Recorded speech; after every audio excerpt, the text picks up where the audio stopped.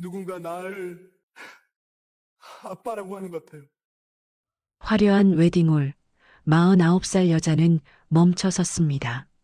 저 남자의 왼손잡이 습관, 귓불의 점, 매운 음식을 피하는 버릇.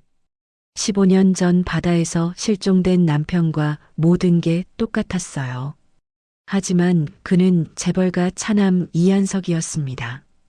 그런데 왜 자장가를 듣고 무너질까요? 2009년 12월 부산 해안도로 그날 밤 두 남자의 운명이 뒤바뀌었습니다. 15년 동안 숨겨진 진실이 지금 수면 위로 떠오릅니다. 무료로 할 수 있는 구독과 좋아요를 눌러주시면 새로운 이야기가 올라올 때마다 누구보다 빠르게 알림을 받아보실 수 있습니다. 분식집 주방에서 국물이 끓는 소리가 고요한 오후를 채우고 있었습니다. 서진은 냄비 앞에 서서 김이 모락모락 피어오르는 떡볶이를 저으면서도 시선은 창밖을 향해 있었어요. 4월의 봄볕이 따스하게 들어왔지만 그녀의 마음 한구석은 여전히 겨울처럼 차가웠습니다. 가게 문이 열리는 소리에 서진이 고개를 돌렸습니다. 정장 차림의 태준이 들어서고 있었어요. 49살 어머니를 바라보는 28살 아들의 눈빛은 언제나처럼 조심스러웠습니다. 엄마, 손님 없으시네요. 이 시간엔 원래 한산해. 밥은 먹었어? 태준이 카운터 앞에 앉으며 고개를 끄덕였습니다. 그의 손에는 하얀 봉투가 들려 있었어요.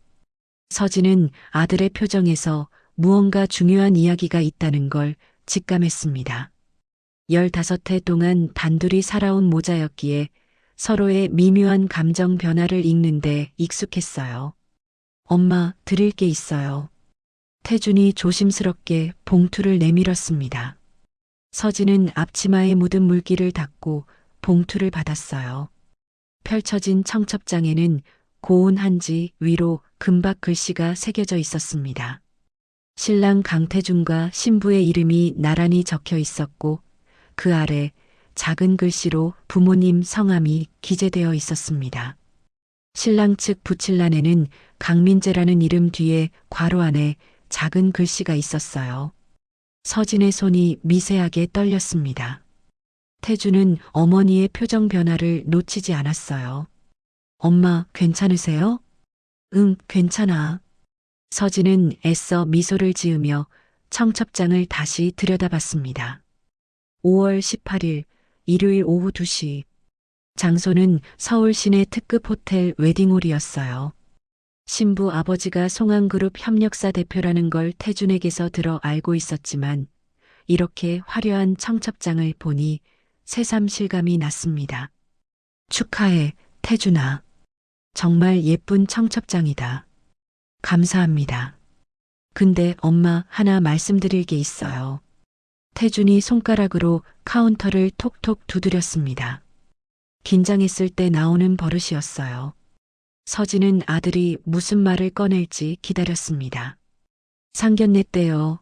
신부 아버지께서 송한그룹 부사장님을 모시고 오신대요. 회사 거래처 관계시라고. 서진은 고개를 끄덕였습니다. 태주는 계속 말을 이었어요. 그분이 저희 결혼식에도 참석하실 것 같아요.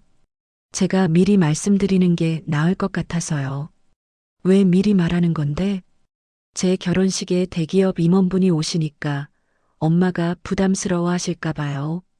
서진은 아들의 배려가 고마우면서도 마음 한켠이 아렸습니다. 13살 때 아버지를 잃은 아들은 항상 이렇게 조심스러웠어요. 어머니를 배려한답시고 자신의 감정을 숨기고 혼자 모든 걸 감당하려 했습니다. 태준아, 엄마는 괜찮아. 내가 행복하기만 하면 그걸로 충분해. 저도 행복해요, 엄마. 그리고 태준이 잠시 머뭇거렸습니다. 서진은 아들의 다음 말을 기다렸어요. 신부 측에서 상견례 장소를 호텔 한식당으로 정하셨어요. 제가 작은 식당으로 바꿔달라고 했는데 신부 아버지께서 이미 예약하셨다고. 서진은 아들이 왜 미안해하는지 알 수 있었습니다. 분식집을 운영하는 어머니가 특급 호텔 한식당에서 느낄 위축감을 걱정하는 거였어요. 하지만 서진은 그런 것쯤으로 흔들릴 사람이 아니었습니다. 15해 동안 혼자 아들을 키우면서 단련된 강인함이 있었어요. 걱정 마. 엄마가 호텔 한식당 정도는 당당하게 가. 태준이 안도의 표정을 지었습니다.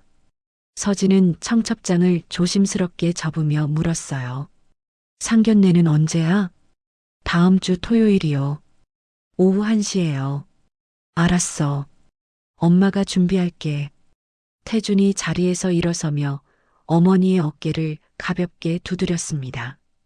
그 손길에서 서진은 아들의 걱정과 사랑을 동시에 느꼈어요.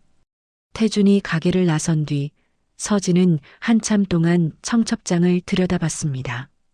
저녁 6시가 넘어가게 문을 닫았습니다. 서진은 오래된 아파트 2층에 있는 집으로 올라갔어요. 신발을 벗고 거실로 들어서자 익숙한 공간이 눈에 들어왔습니다. 낡은 소파, 작은 식탁, 벽에 걸린 가족 사진들. 그중 가장 큰 액자 속에는 세 사람이 웃고 있었어요. 서진은 액자 앞에 섰습니다. 사진 속 민재는 36살이었어요.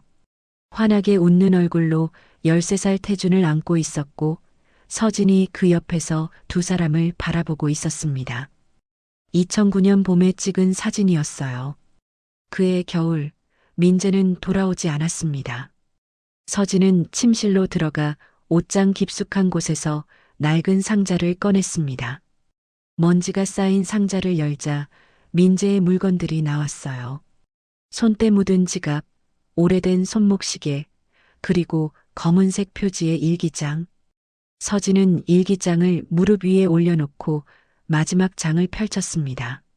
민재의 또박또박한 글씨가 눈에 들어왔어요.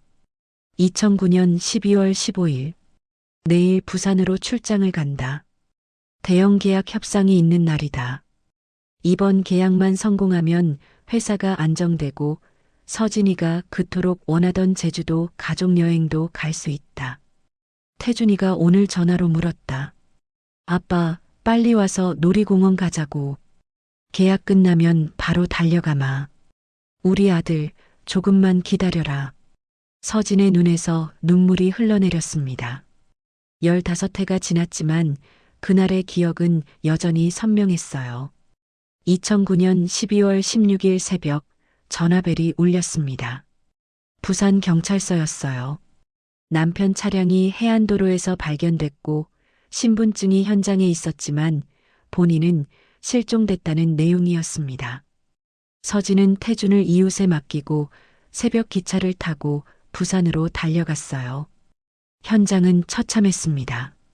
도로 난간이 부서져 있었고 아래로는 차가운 바다가 출렁이고 있었어요. 경찰은 바다로 추락한 것으로 추정된다고 했습니다. 사흘 동안 수색 작업이 이어졌지만 민재의 시신은 발견되지 않았어요. 일주일 뒤 경찰은 수색을 중단했습니다. 실종자로 처리됐어요. 서진은 빈손으로 서울로 돌아와야 했습니다.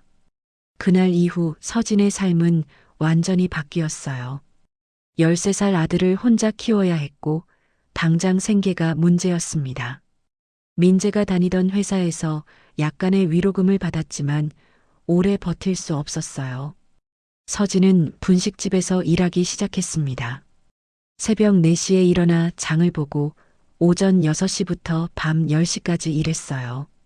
손은 거칠어졌고 허리는 굽었지만 태준만은 제대로 키우고 싶었습니다.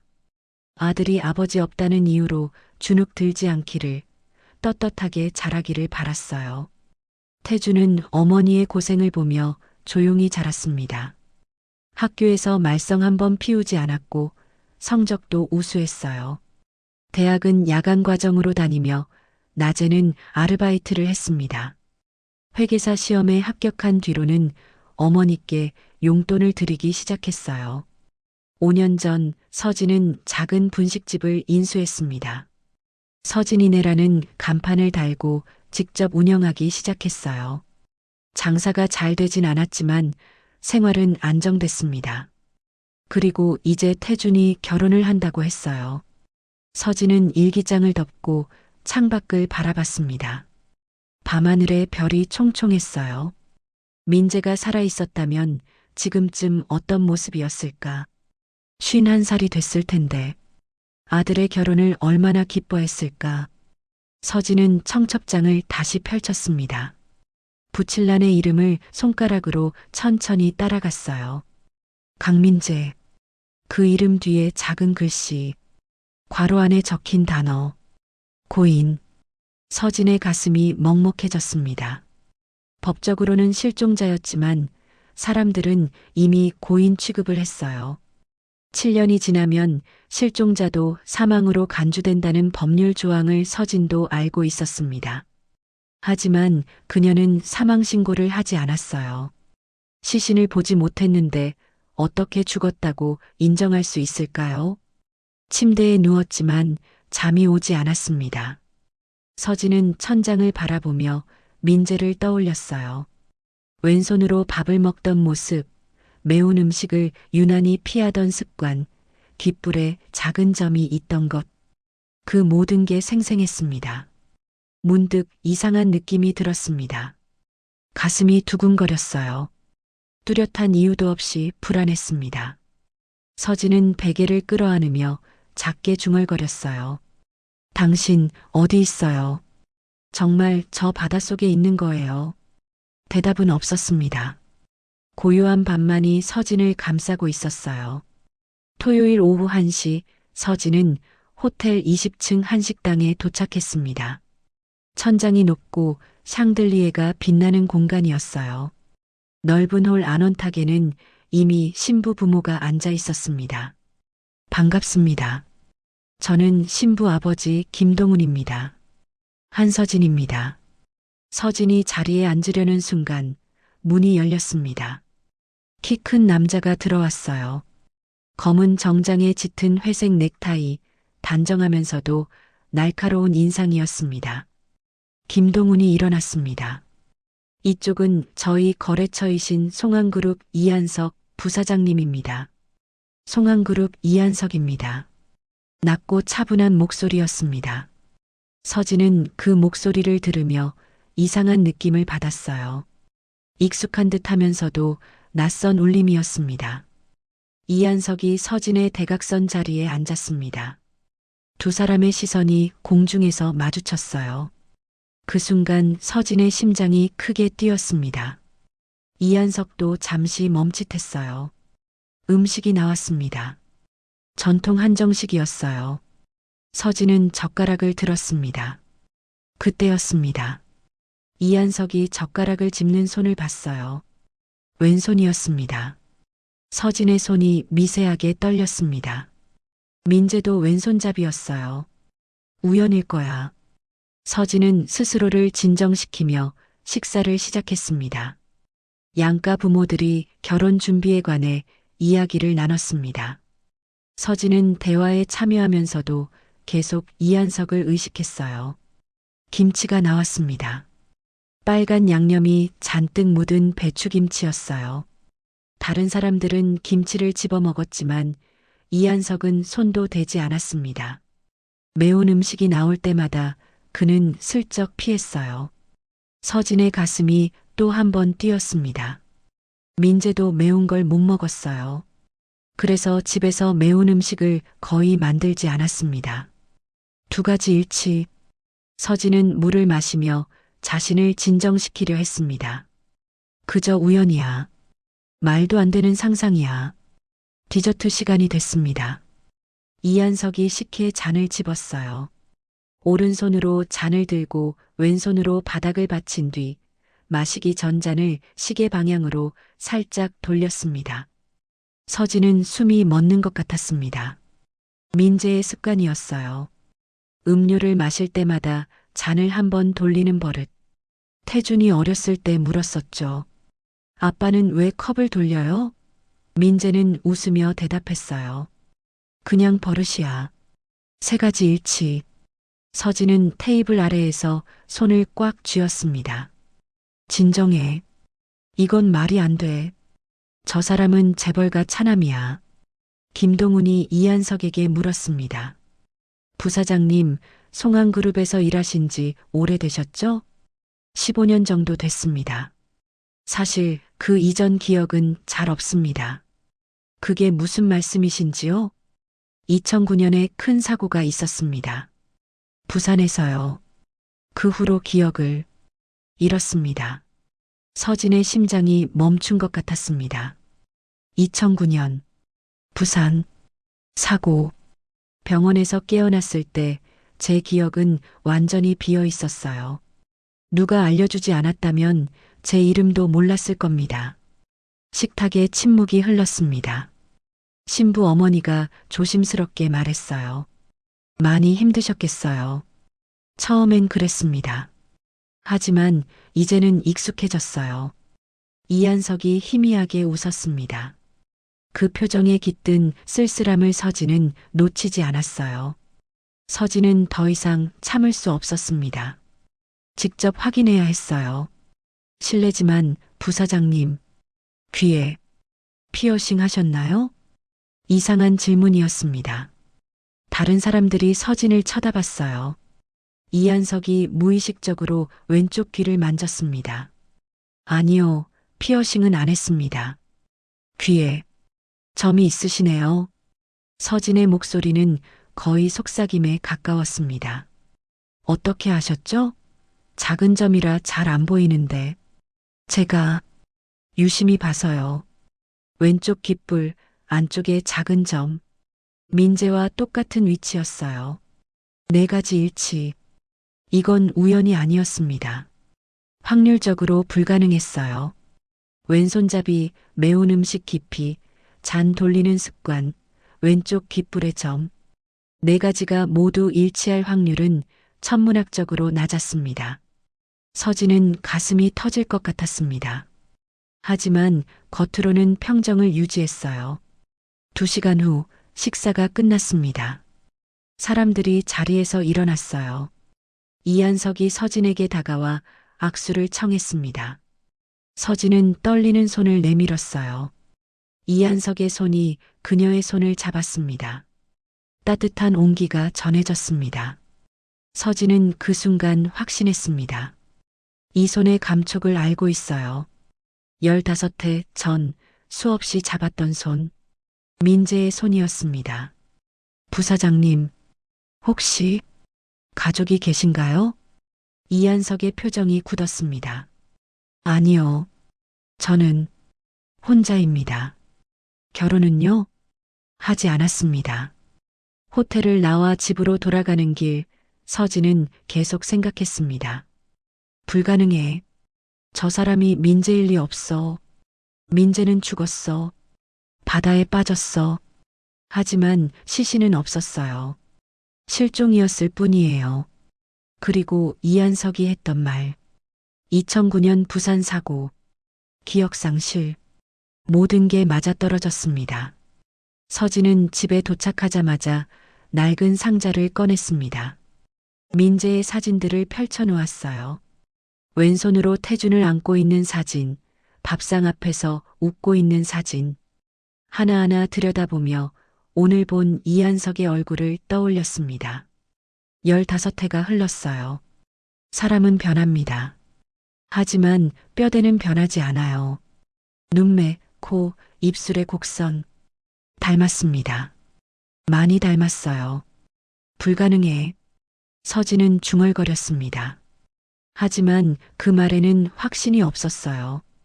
휴대전화를 집어들었습니다. 검색창에 입력했어요. 사설탐정. 내일 당장 조사를 시작해야 했습니다.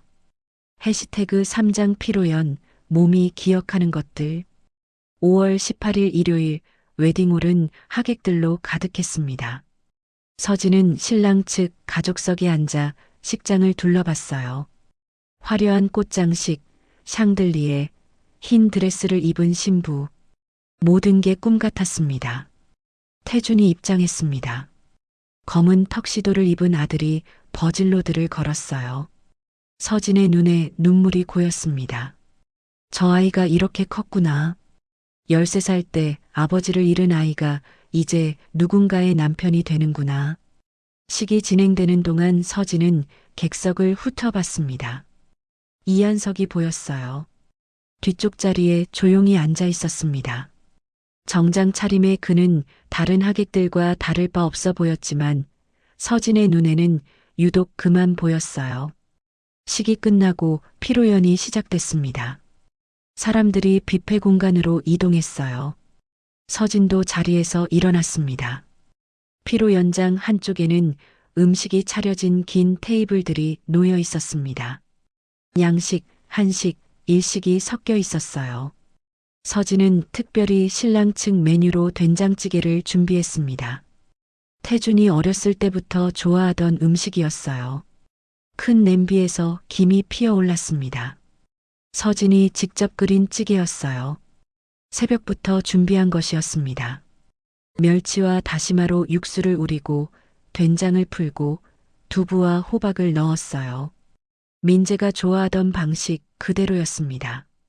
하객들이 음식을 담기 시작했습니다. 서진은 멀찍이 서서 사람들을 지켜봤어요. 그때 이한석이 뷔페 공간으로 들어왔습니다. 그는 천천히 음식들을 둘러봤어요. 양식 코너를 지나고 일식 코너를 지났습니다. 그리고 한식 코너 앞에 섰어요. 된장찌개 냄비 앞에서 이한석이 멈췄습니다. 서진은 숨을 죽였습니다. 이한석의 표정을 놓치지 않으려 했어요. 이한석이 국자를 들었습니다. 찌개를 그릇에 담으려다 멈칫했어요. 그의 손이 공중에 떠 있었습니다. 표정이 굳어졌어요. 무언가가 그를 사로잡았습니다. 이한석은 찌개에서 피어오르는 김을 바라봤어요. 눈을 감았습니다. 깊게 숨을 들이마셨어요. 그 순간 그의 얼굴에 묘한 변화가 일어났습니다. 미간이 좁혀졌고 입술이 떨렸어요. 마치 무언가를 필사적으로 떠올리려는 것 같았습니다. 서진은 가슴이 뛰는 걸 느꼈습니다. 저 반응, 저 표정, 우연이 아니에요. 이한석이 천천히 눈을 떴습니다. 그릇에 찌개를 담았어요. 하지만 그의 손은 미세하게 떨리고 있었습니다. 서진은 이한석을 따라 움직였습니다. 그가 테이블에 앉는 걸 지켜봤어요. 멀지 않은 거리였습니다. 이한석이 젓가락을 들었습니다. 왼손이었어요. 서진은 이미 알고 있었지만 다시 한번 확인됐습니다. 그가 찌개 한 숟가락을 떴습니다. 입에 넣었어요. 씹었습니다. 이한석의 동작이 멈췄습니다. 그는 숟가락을 내려놓고 한참을 가만히 있었어요. 눈을 감고 무언가를 곱씹는 것 같았습니다. 서진은 그 모습을 숨죽여 지켜봤어요. 이한석이 다시 눈을 떴습니다. 주위를 둘러봤어요. 뭔가를 찾는 듯한 눈빛이었습니다. 그의 시선이 신랑 테이블로 향했어요. 태준이 앉아 있었습니다. 이한석은 태준을 오래 바라봤습니다. 그 시선에는 설명할 수 없는 감정이 담겨 있었어요. 그리움 같기도 하고 혼란 같기도 했습니다. 서진은 더 가까이 다가갔습니다. 이한석의 테이블에서 세게 떨어진 곳에 앉았어요. 그를 관찰할 수 있는 거리였습니다. 이한석이 물잔을 들었습니다. 오른손으로 잔을 잡고 왼손으로 바닥을 받쳤어요. 그리고 마시기 전 잔을 시계 방향으로 한 바퀴 돌렸습니다. 똑같았습니다. 민재의 습관 그대로였어요. 이한석이 물을 마셨습니다. 잔을 내려놓으며 작게 중얼거렸어요. 서진은 귀를 기울였습니다. 태준이. 서진의 심장이 멎는 것 같았습니다. 태준이라고 했어요. 분명히 태준이라고 했습니다. 이한석은 자신이 무슨 말을 했는지 깨달은 듯 깜짝 놀란 표정을 지었습니다. 주위를 둘러봤어요. 아무도 듣지 못한 것 같았습니다. 그는 이마를 짚으며 고개를 저었어요. 서진은 더 이상 참을 수 없었습니다. 자리에서 일어나 이한석에게 다가갔어요. 부사장님. 이한석이 고개를 들었습니다. 서진을 보고 약간 놀란 표정을 지었어요. 아, 안녕하세요. 식사는 하고 계세요? 네, 잘 먹고 있습니다. 서진이 그의 맞은편에 앉았습니다. 이한석은 당황한 듯 보였지만 거절하지 않았어요. 찌개가 입에 맞으셨나요? 네, 아주 맛있습니다. 이한석이 대답했습니다. 하지만 그의 목소리에는 떨림이 있었어요. 제가 직접 끓인 거예요. 저희 아들이 어렸을 때부터 좋아하던 음식이거든요. 그러셨군요. 침묵이 흘렀습니다. 서진은 이한석의 얼굴을 자세히 봤어요. 이제는 확신했습니다. 이 사람이 민재예요. 부사장님 상견례 때 말씀하셨잖아요. 2009년 부산에서 사고가 있었다고. 이한석의 표정이 굳었습니다. 네, 그랬습니다.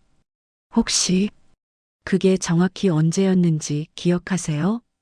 12월이었습니다. 정확한 날짜는 15일이었던 걸로 알고 있어요. 병원 기록에 그렇게 나와 있었습니다. 서진의 숨이 막혔습니다. 12월 15일, 민재가 실종된 날이었어요. 어떤 사고였나요? 교통사고였습니다. 해안도로에서요. 차가 바다로 떨어졌다고 들었어요. 똑같았습니다. 경찰이 서진에게 말해준 내용과 정확히 일치했어요. 기억이 전혀 없으신 거예요? 네. 병원에서 깨어났을 때 아무것도 몰랐습니다. 제 이름도 가족도 과거도 모든 게 사라져 있었어요. 이한석의 목소리에 고통이 묻어났습니다. 서진은 그 고통이 진짜라는 걸 알 수 있었어요. 힘드셨겠어요. 처음엔 그랬습니다. 하지만 송한그룹 회장님께서 저를 아들로 받아주셨어요. 제가 누군지 알려주셨죠. 서진은 그 말을 곱씹었습니다. 송한그룹 회장이 그를 아들로 받아들였다. 하지만 만약 이 사람이 정말 민재라면 회장은 왜 그런 선택을 했을까요? 가끔 꿈을 꿔요. 이한석이 갑자기 말했습니다. 서진이 그를 바라봤어요. 무슨 꿈이요? 아이가 나옵니다. 어린 남자아이요. 저를 아빠라고 부르는 꿈이에요. 서진의 눈에 눈물이 고였습니다. 참으려 했지만 목소리가 떨렸어요. 그 아이가 어떻게 생겼는데요? 얼굴은 잘 보이지 않아요. 하지만 목소리가 들려요. 아빠, 빨리 와. 그렇게 말하는 목소리가요. 이한석이 눈을 감았습니다. 고통스러운 표이였어요. 의사들은 그냥 꿈일 뿐이라고 했습니다. 기억상실 환자들이 자주 겪는 증상이라고요. 하지만요? 너무 생생해요. 진짜 같아요. 마치 제가 정말 누군가의 아버지였던 것 같아요. 서진은 더 이상 견딜 수 없었습니다. 지금 당장 말하고 싶었어요. 당신이 그 아버지예요. 당신이 태준의 아버지예요. 당신이 내 남편이에요. 하지만 참았습니다. 증거가 필요했어요. DNA 검사 같은 확실한 증거가. 부사장님, 혹시 DNA 검사 해보신 적 있으세요? 송한그룹 회장님과요. 이한석이 고개를 저었습니다. 회장님께서 하지 말라고 하셨어요. 필요 없다고 하셨습니다. 서진은 그 말의 의미를 이해했습니다. 회장이 검사를 막았어요. 왜일까요? 뭔가를 숨기고 있는 게 분명했습니다. 왜 갑자기 그런 걸 물으시는 거죠? 이한석이 서진을 똑바로 바라봤습니다. 그의 눈빛에는 의심과 호기심이 섞여 있었어요. 서진은 잠시 망설였습니다. 그리고 조심스럽게 입을 열었어요. 제 남편도 2009년 12월 15일 부산 해안도로에서 실종됐어요. 이한석의 얼굴에서 피가 빠졌습니다. 뭐라고요? 교통사고 현장에서 신분증이 발견됐지만 시신은 찾지 못했어요. 바다로 추락한 것으로 추정됐죠. 이한석은 말을 잇지 못했습니다. 그저 서진을 바라봤어요. 충격과 혼란이 그의 얼굴에 역력했습니다. 부사장님, 당신이 혹시... 서진이 말을 잇지 못했습니다. 이한석이 벌떡 일어났어요. 죄송합니다. 저 먼저 가봐야겠습니다. 그는 서둘러 피로 연장을 빠져나갔습니다. 서진은 그 뒷모습을 바라봤어요. 떠나는 그의 어깨가 떨리고 있었습니다. 서진은 자리에 남아 한참을 앉아 있었습니다. 이제 확실해졌어요. 저 사람이 민재예요. 모든 게 일치해요. 하지만 어떻게 증명할까요? 어떻게 그에게 진실을 알려줄까요? 서진은 가방에서 휴대전화를 꺼냈습니다. 어제 검색한 사설탐정 사무소 번호가 저장되어 있었어요. 내일 아침 제일 먼저 전화해야겠습니다. 이한석은 웨딩홀 밖 복도로 나왔습니다. 벽에 등을 기대고 깊게 숨을 들이마셨어요. 가슴이 답답했습니다. 심장이 너무 빠르게 뛰었어요. 2009년 12월 15일 부산 해안도로 교통사고 실종. 모든 단어가 일치했습니다. 우연일 수 없었어요. 하지만 믿을 수가 없었습니다. 자신이 다른 사람이었다니, 자신이 누군가의 남편이었다니. 이한석은 손으로 얼굴을 감쌌습니다. 머릿속이 혼란스러웠어요. 15해 동안 송이한석으로 살아왔습니다. 송한그룹 부사장으로, 재벌가 차남으로. 그런데 그게 전부 거짓이었단 말인가요? 아니야. 그럴 리 없어. 회장님이 나를 아들이라고 했어. 회사 사람들 모두가 나를 송이한석이라고 불러. 하지만 내면 깊은 곳에서 작은 목소리가 속삭였습니다. 넌 늘 알고 있었잖아. 뭔가 잘못됐다는 걸. 내가 이 자리에 있으면 안 된다는 걸. 메인홀에서 음악이 흘러나왔습니다. 피아노 선율이었어요. 부드럽고 따뜻한 멜로디였습니다. 축가가 시작된 모양이었어요. 이한석은 그 멜로디를 들으며 문득 멈췄습니다. 이상했어요. 이 노래를 아는 것 같았습니다. 여자의 목소리가 노래를 시작했습니다. 맑고 고운 목소리였어요. 가사는 사랑과 축복에 관한 내용이었습니다. 그런데 멜로디가 이한석을 사로잡았습니다. 단순한 음의 나열이 아니었어요. 뭔가 더 깊은 의미가 있는 것 같았습니다. 머리가 지끈거렸습니다. 이한석은 이마를 짚었어요. 갑자기 통증이 밀려왔습니다. 날카로운 바늘로 찌르는 듯한 고통이었어요. 눈앞이 흐려졌습니다. 복도에 조명이 번졌어요. 멜로디가 점점 크게 들렸습니다. 그리고 보였습니다. 작은 방이었습니다. 희미한 불빛 아래 침대가 있었어요. 침대 위에는 어린아이가 누워 있었습니다. 남자아이였어요. 5살쯤 되어 보였습니다. 자신이 침대 옆에 앉아 있었습니다. 아이의 손을 잡고 있었어요. 따뜻한 작은 손이었습니다. 노래를 부르고 있었습니다. 지금 들리는 것과 똑같은 멜로디였어요. 자장가로 부르고 있었습니다. 아이가 눈을 감으며 웃었습니다. 아빠, 이 노래 좋아. 그래.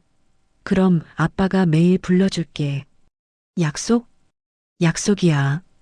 아이가 자신의 손을 꽉 쥐었습니다. 그 감촉이 너무나 생생했어요. 아빠 사랑해. 아빠도 사랑해, 태준아. 플래시백이 끝났습니다. 이한석은 벽에 쓰러질 듯 기댔어요. 온몸이 떨렸습니다. 숨을 제대로 쉴 수가 없었어요. 태준. 그 아이의 이름이 태준이었어요. 오늘 결혼한 신랑의 이름도 태준이었습니다. 이한석은 무릎이 꺾이는 걸 느꼈습니다. 바닥에 주저앉을 것 같았어요. 머리를 감싸 쥐었습니다. 통증이 너무 심했어요. 부사장님, 누군가의 목소리가 들렸습니다. 서진이었어요. 그녀가 달려왔습니다. 괜찮으세요? 이한석은 대답할 수 없었습니다. 그저 고개를 저었어요. 서진이 그의 팔을 잡았습니다. 여기 앉으세요. 복도 한쪽에 벤치가 있었습니다. 서진이 이한석을 부축해 앉혔어요. 이한석은 고개를 숙이고 거칠게 숨을 몰아쉬었습니다. 서진이 가방에서 생수병을 꺼냈습니다. 뚜껑을 열어 건넸어요. 물 드세요. 이한석이 떨리는 손으로 물병을 받았습니다. 물을 마셨어요. 차가운 물이 목을 타고 내려갔습니다. 천천히 호흡이 안정됐습니다. 이한석은 물병을 내려놓고 서진을 바라봤어요. 미안합니다. 갑자기 이러게 돼서요. 무슨 일이 있었어요? 서진의 목소리는 조심스러웠습니다. 하지만 걱정이 가득했어요. 이한석은 잠시 망설였습니다. 말해야 할까요? 이 여자에게 자신이 본 것을 말해야 할까요? 노래가 들렸어요. 축가요. 네. 그 멜로디를 아는 것 같았어요. 서진의 얼굴이 굳었습니다. 어떻게요? 보였어요. 아이가, 어린 남자아이가 침대에 누워 있었어요. 제가 그 옆에 앉아서 노래를 불러주고 있었어요. 자장가로요. 서진의 눈에 눈물이 고였습니다. 그 아이가 뭐라고 했나요? 저를 아빠라고 불렀어요. 이한석의 목소리가 떨렸습니다. 이름을 말했어요. 태준이라고. 그 아이 이름이 태준이었어요. 서진이 입을 막았습니다. 눈물이 흘러내렸어요. 당신이 정말 저는 누구예요? 이한석이 서진을 똑바로 바라봤습니다. 그의 눈빛은 절박했어요. 제발 말해주세요. 저는 정말 강민재예요? 당신 남편이에요? 서진은 고개를 끄덕였습니다. 말이 나오지 않았어요. 그저 눈물만 흘렀습니다. 이한석은 두 손으로 얼굴을 감쌌습니다. 어깨가 떨렸어요. 어떻게 이런 일이 저도 몰라요. 하지만 당신이 민재라는 확신이 들어요. 모든 게 일치해요. 서진이 떨리는 손으로 가방을 열었습니다. 지갑을 꺼냈어요. 낡은 가죽 지갑이었습니다. 그 안에서 사진 한 장을 꺼냈어요. 이거 봐요. 사진을 이한석에게 건넸습니다. 색이 바랜 오래된 사진이었어요. 이한석이 사진을 받았습니다. 떨리는 손으로 사진을 들여다봤어요. 사진 속에는 세 사람이 있었습니다. 젊은 남자가 어린아이를 안고 있었어요. 그 옆에 여자가 서서 웃고 있었습니다. 남자는 30대 중반쯤 되어 보였습니다. 환하게 웃고 있었어요. 아이는 5살쯤 되었습니다. 남자를 꼭 안고 있었어요. 이한석의 손이 더 심하게 떨렸습니다. 이게 누구예요? 당신이에요. 민재. 그리고 태준이. 우리 아들이에요. 이한석은 사진 속 남자를 오래 바라봤습니다. 낯익은 얼굴이었어요. 거울에서 보는 자신의 얼굴보다 젊었지만 분명히 닮았습니다. 이건 언제 찍은 거예요? 2007년이에요. 태준이가 5살 때요. 이한석이 사진 속 아이를 봤습니다. 환하게 웃는 아이였어요. 방금 본 플래시백 속 아이와 똑같았습니다. 이 아이가 오늘 결혼한 네, 태준이에요. 우리 아들이에요. 당신 아들이에요. 이한석은 사진을 놓을 수 없었습니다. 계속 들여다봤어요. 사진 속 남자의 얼굴, 아이의 얼굴, 그리고 행복한 웃음. 이게 자신이었단 말인가요? 이렇게 행복했던 적이 있었단 말인가요? DNA 검사를 해야 해요. 서진이 말했습니다. 그래야 확실해요. 당신이 정말 민재인지. 송한그룹 회장님이. 이한석이 입을 열었습니다. 회장님이 절대 DNA 검사를 하지 말라고 하셨어요. 필요 없다고, 당신이 내 아들이라고 확신한다고 하셨어요. 왜 그랬을까요? 모르겠어요. 하지만 지금 생각해보니 이한석이 말을 멈췄습니다. 회장의 얼굴이 떠올랐어요. 자신을 바라보던 그 복잡한 눈빛, 사랑과 죄책감이 섞인 표정. 회장님이 알고 계셨던 걸까요? 뭐요? 제가 진짜 아들이 아니라는 걸요. 서진은 대답하지 못했습니다. 하지만 그녀의 표정이 모든 걸 말해주었어요. 이한석은 천천히 일어섰습니다. 서진도 따라 일어났어요. 저는 뭘 해야 하죠? 이한석의 목소리는 길을 잃은 아이 같았습니다. 진실을 찾아야 해요. 당신이 누구인지, 무슨 일이 있었는지. 어떻게요? DNA 검사부터 해요. 저와 태준이와. 그리고 서진이 잠시 망설였습니다. 송한그룹 회장님께 물어봐요. 진실을요. 이한석은 고개를 끄덕였습니다. 그렇게 해야 했어요. 더 이상 거짓 속에 살 수 없었습니다. 사진, 가져가도 될까요? 서진은 미소 지으며 고개를 끄덕였습니다. 당신 거예요. 당신과 태준이가 함께 찍은 사진이에요. 이한석은 사진을 조심스럽게 주머니에 넣었습니다. 가슴 주머니였어요. 심장 가까이에 두고 싶었습니다. 고맙습니다. 뭐가요? 찾아줘서요. 저를. 서진의 눈에서 또 눈물이 흘렀습니다. 15해 동안 찾았어요. 포기하지 않았어요.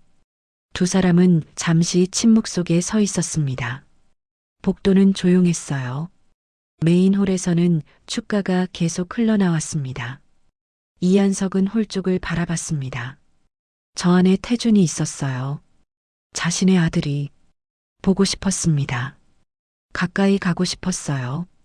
안아주고 싶었습니다. 하지만 할 수 없었어요. 아직은요. 확실한 증거가 나올 때까지는. 제 연락처 드릴게요. 서진이 휴대전화를 꺼냈습니다. 번호를 말했어요. 이한석도 자신의 전화를 꺼내 저장했습니다. 연락할게요. 검사 결과 나오면요. 네. 기다릴게요. 이한석은 마지막으로 서진을 바라봤습니다. 이 여자가 자신의 아내였단 말인가요? 15해 전에는 매일 함께 있었던 사람, 사랑했던 사람, 아무런 기억도 없었습니다. 하지만 마음 한구석이 따뜻해지는 걸 느꼈어요. 가봐야겠습니다. 조심히 가세요. 이한석은 고개를 숙여 인사하고 복도를 걸어갔습니다. 엘리베이터를 타고 내려갔어요. 로비를 지나 호텔 밖으로 나왔습니다. 밤 공기가 차가웠습니다. 이한석은 하늘을 올려다봤어요. 별이 총총했습니다. 주머니 속 사진을 만졌습니다. 종이의 감촉이 손끝에 전해졌어요. 강민재. 자신의 진짜 이름일지도 모르는 그 이름을 속으로 되뇌었습니다. 내일 회장님을 만나야겠어요. 모든 진실을 들어야 했습니다. 2009년 12월 15일 밤 11시. 민재는 핸들을 잡고 부산 해안도로를 달리고 있었습니다. 어두운 바다가 창밖으로 펼쳐져 있었어요. 파도 소리가 희미하게 들렸습니다. 계약이 성사됐습니다. 3개월간 준비한 대형 프로젝트였어요. 서울로 돌아가면 회사가 안정될 거예요. 태준이와 놀이공원도 갈 수 있고 서진이가 원하던 제주도 여행도 갈 수 있을 거예요. 민재는 웃음이 났습니다. 조수석에 놓인 휴대전화를 봤어요. 서진에게 전화하고 싶었지만 참았습니다. 이 시간이면 자고 있을 거예요. 내일 아침 집에 도착하면 깜짝 놀라게 해줘야겠어요. 태준이 좋아하는 빵이랑 우유 사들고 들어가면 되겠죠. 전방에 불빛이 보였습니다. 이상했어요. 도로 한가운데 차가 멈춰 있었습니다. 민재는 속도를 줄였습니다. 가까이 다가가자 상황이 보였어요. 고급 세단이 전복돼 있었습니다. 검은색 외제차였어요.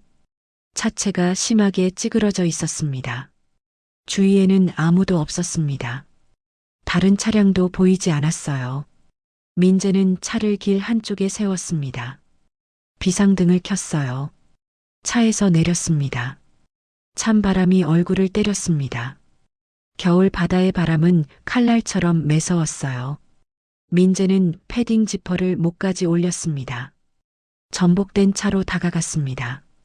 깨진 유리, 튀어나온 엔진 부품, 바닥에 흩어진 파편들. 심각한 사고였어요. 거기 누구 없어요? 민재가 소리쳤습니다. 대답이 없었어요. 차 안을 들여다봤습니다. 어두워서 잘 보이지 않았어요. 휴대전화 불빛을 켰습니다. 운전석에 사람이 있었습니다. 젊은 남자였어요. 30살쯤 되어 보였습니다. 안전벨트에 걸려 거꾸로 매달려 있었어요. 피가 흘렀습니다. 이마에서 피가 흘러내려 얼굴을 붉게 물들이고 있었어요. 이봐요. 정신 차려요. 민재가 차문을 잡아당겼습니다. 잠겨 있었어요. 힘을 줘서 다시 당겼습니다. 문이 삐걱거리며 열렸어요. 남자에게 다가갔습니다. 맥박을 확인했어요. 뛰고 있었습니다. 약하지만 살아 있었어요. 괜찮아요? 들려요? 남자가 신음했습니다. 눈을 뜨려 애쓰고 있었어요. 추워. 너무 추워. 떨리는 목소리였습니다. 남자는 얇은 셔츠만 입고 있었어요. 재킷도 없었습니다. 온몸이 심하게 떨렸어요. 저체온증이었습니다. 민재는 주저없이 자신의 패딩을 벗었습니다. 찬바람이 몸을 파고들었지만 개의치 않았어요. 남자에게 패딩을 입혔습니다. 잠깐만요. 구급차 부를게요. 민재가 주머니를 뒤졌습니다. 휴대전화가 없었어요. 아차, 조수석에 두고 왔구나. 움직이지 말고 기다려요. 금방 올게요. 민재가 자신의 차로 달려가려는 순간이었습니다. 쾅! 엄청난 소리가 났습니다. 땅이 흔들렸어요. 민재는 뒤를 돌아봤습니다. 도로 난간이 무너지고 있었어요. 부식된 철제 난간이 견디지 못하고 무너지는 중이었습니다. 남자가 누워있는 곳이었습니다. 안 돼. 민재가 다시 달려갔습니다. 남자를 끌어내야 했어요. 지금 당장. 하지만 늦었습니다. 난간이 완전히 무너졌습니다. 도로 일부가 함께 무너졌어요. 민재가 서 있던 아스팔트가 기울었습니다. 중력을 느꼈습니다. 몸이 뒤로 쏠렸어요. 떨어지고 있었습니다. 여보, 태준아. 민재의 마지막 생각이었습니다. 서진의 얼굴, 태준의 웃음이 스쳐 지나갔어요. 바다가 다가왔습니다. 검은 물이 아가리를 벌리고 있었어요. 차가웠습니다. 물이 온몸을 감쌌습니다. 숨을 쉴 수 없었어요. 팔다리를 움직여 수면으로 올라가려 했지만 물살이 거셌습니다. 의식이 흐려졌습니다. 어둠이 밀려왔어요. 미안해. 서진아, 태준아. 미안해. 30분 후 119 구급대가 현장에 도착했습니다. 무너진 도로, 전복된 차량, 그리고 바닥에 쓰러진 젊은 남자. 민재의 두꺼운 패딩을 입은 남자였습니다. 얼굴은 피로 범벅이 되어 알아보기 힘들었어요. 머리를 심하게 다쳤습니다. 구급대원이 남자에게 다가갔습니다. 맥박을 확인했어요. 없었습니다. 사망 확인됐습니다. 다른 대원이 신원을 확인했습니다. 패딩 주머니를 뒤졌어요. 지갑이 나왔습니다. 지갑을 열었습니다. 신분증이 있었어요. 신원 확인. 강민재, 36세. 주소는 경찰이 도착했습니다. 현장을 조사했어요. 도로 난간 붕괴 사고였습니다. 차량 1대, 사망자 1명. 하지만 이상한 점이 있었습니다. 목격자 신고에 따르면 차량이 2대였다고 했어요. 검은색 세단과 또 다른 차. 경찰이 주위를 수색했습니다. 50m 떨어진 곳에 차 1대가 서 있었어요. 비상등이 켜진 채였습니다. 차 안을 확인했습니다. 조수석에 휴대전화가 놓여 있었어요. 강민재 명의였습니다. 이상하네요. 신분증은 저기 사망자한테 있고 휴대전화는 여기 차 안에. 차 주인이 사고를 목격하고 구조하려다 같이 당한 것 같습니다. 그럼 차 주인은 어디 있죠? 경찰들이 무너진 난간 쪽으로 갔습니다. 아래를 내려다봤어요. 어두운 바다가 출렁이고 있었습니다. 추락한 것 같습니다. 수색팀 요청하세요. 그날 밤부터 사흘간 수색이 이어졌습니다. 하지만 아무것도 발견되지 않았어요. 강민재는 실종자로 처리됐습니다. 사망한 젊은 남자의 신원은 확인되지 않았습니다. 얼굴 손상이 심했고 지문도 화상으로 일부 손상됐어요. 강민재의 신분증을 가지고 있었지만 강민재의 차량과 휴대전화가 따로 발견돼 혼선이 있었습니다. 언론에 보도됐습니다. 부산 해안도로 붕괴 사고, 신원 미상 사망자 1명, 실종자 1명. 하지만 며칠 후 상황이 바뀌었습니다. 송한그룹에서 연락이 왔습니다. 사고 지역 인근 CCTV를 분석한 결과 사고 당일 저녁 그 도로를 지나간 차량 중 하나가 송한그룹 회장의 차남 차량과 일치한다는 거였어요. 송이한석, 29세. 미국에서 8년간 유학하고 귀국하는 길이었습니다. 경찰은 사망자를 송이한석으로 추정했습니다. 강민재의 옷을 입고 있었지만 아마 구조 과정에서 옷이 바뀐 것으로 봤어요. 송한그룹 회장이 직접 시신을 확인하러 왔습니다. 8년 만에 보는 아들이었어요. 얼굴은 알아볼 수 없을 정도로 손상됐지만 회장은 고개를 끄덕였습니다. 제 아들입니다. 장례가 치러졌습니다. 송이한석의 장례였어요. 그리고 모두가 잊었습니다. 그날 밤 바다로 떨어진 진짜 강민재를요. 새벽 4시 부산 앞바다. 조업을 나간 어선이 떠다니는 물체를 발견했습니다. 사람이었어요. 선장이 그물로 건져 올렸습니다. 젊은 남자였어요. 의식이 없었습니다. 맥박은 거의 느껴지지 않았어요. 병원으로 어선이 급히 항구로 돌아왔습니다. 구급차가 기다리고 있었어요. 남자를 실었습니다. 부산대학병원 응급실. 의사들이 남자를 살리기 위해 애썼습니다. 저체온증, 폐에 물, 머리 외상, 위중한 상태였어요. 기적적으로 심장이 다시 뛰기 시작했습니다. 살았습니다. 중환자실로 옮겼습니다. 일주일간 혼수 상태였어요. 열흘째 되는 날 남자가 눈을 떴습니다. 간호사가 달려왔습니다. 정신 차리셨어요? 남자는 천장을 멍하니 바라봤습니다. 입술을 움직였어요. 여기가 어디죠? 병원이에요. 부산대학병원. 저는 누구죠? 간호사의 표정이 굳었습니다. 이름을 모르세요? 남자는 고개를 저었습니다. 눈동자에 공포가 번졌어요. 아무것도 기억이 안 나요. 저는 누구예요? 왜 여기 있는 거예요? 의사가 호출됐습니다. 검사를 했어요. 진단이 나왔습니다. 역행성 기억상실증. 머리 외상으로 인한 완전한 기억상실이었습니다. 남자는 자신이 누구인지, 어디서 왔는지, 무엇을 하던 사람인지 아무것도 몰랐어요.